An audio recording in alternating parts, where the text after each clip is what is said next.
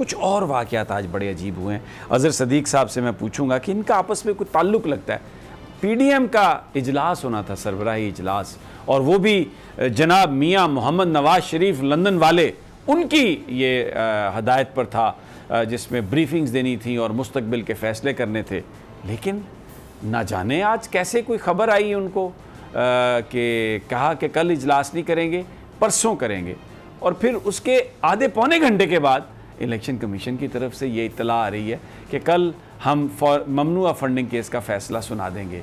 लग ऐसा रहा है कि पता पहले वो जो फ़ैसला है जहाँ पे लिखा गया होगा, सुनाया गया, पढ़ा गया होगा, कुछ भी होगा, ये पीडीएम की क़यादत सारी, इनको ये इल्म था कि कल ये फ़ैसला आने वाला है, और किसी को नहीं पता था। बिल्कुल उसी तरह जिस तरह डोनाल्ड लू को ये इल्म था कि तहरीक अदम एतमाद पाकिस्तान में पेश होने वाली है, और वो आके अमरीकी सफ़ीर से, पाकिस्तानी सफ़ीर से मिले वाशिंगटन में, लेकिन यहाँ पर पाकिस्तान में किसी को पता नहीं था। इसी तरह पीडीएम को पता था, उनके जो सरबराही जो इजलास करने वाले लोग हैं, कि कल का दिन तो बड़ा हंगामा खेज दिन हो सकता है, क्योंकि कल तो फैसला आने वाला है। मुझे और आपको नहीं पता था, हम लोग यही स्पेकुलेट कर रहे थे कि हो सकता है कोई नई इंस्ट्रक्शन आने वाली हो। लेकिन जब 1 घंटे के बाद ये इत्तला आई इलेक्शन कमीशन ऑफ पाकिस्तान की तरफ से, तो फिर समझ आई कि ये तो वही हिस्ट्री जो है वो रिपीट हो रही है। और अब बड़ी सिक्योरिटी भी बड़ी मंगवा ली है। चीफ इलेक्शन कमिश्नर साहब ने कहा है कि फूल प्रूफ सिक्योरिटी के बंदोबस्त होने चाहिए।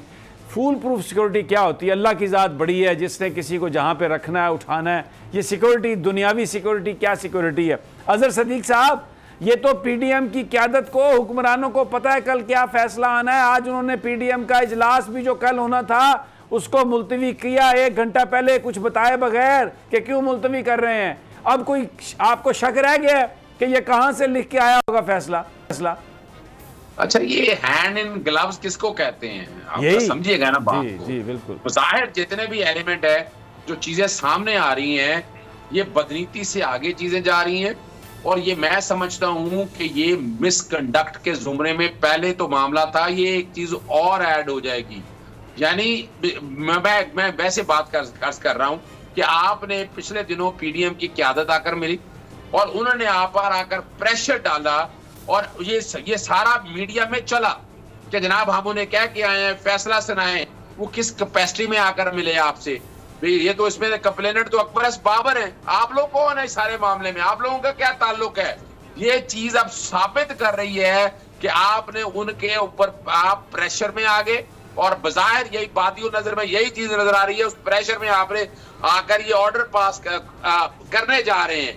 आपने तो अपना माइंड बड़ा वजाहत के साथ रख दिया। सुबह तो एक रस्मी सी कार्रवाई लगती है मुझे ऑर्डर की। ऑर्डर तो आप एक तरह से समझ लीजिए, जो पीडीएम वाले क्या किया है, वो ऑर्डर इस तरह का उन्होंने ऑर्डर सुना देना है।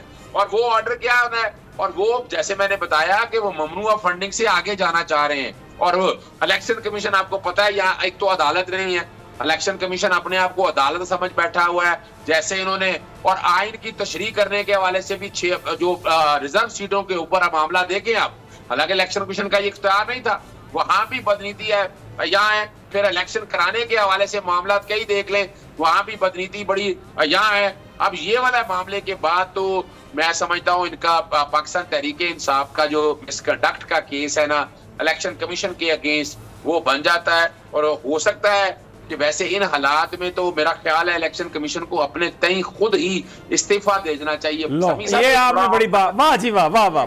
अज़हर सदीक साहब, पता नहीं कहाँ रहते हैं आप समझते हैं कि ये कोई, इनमें कोई, आप ये देखें, ये काम वो करता है जिसमें कोई करैक्टर हो, जिसको ये एहसास हो कि मैंने अगर कहीं कानून ज़ाब्ता आइन तोड़ा है तो मैं अपने ख़ानदान को कैसे मुंह दिखाऊंगा। लेकिन अगर आप आए इस शर्त पे हो कि मैंने हर तरह की ये 2 नंबरी करनी है, तो फिर तो आप तो बड़े खुश हो रहे होंगे कि लो जी, जिस काम के लिए मैं आया सी, अब वो वक्त आन पहुंचा है और मैं वो काम कर दूं।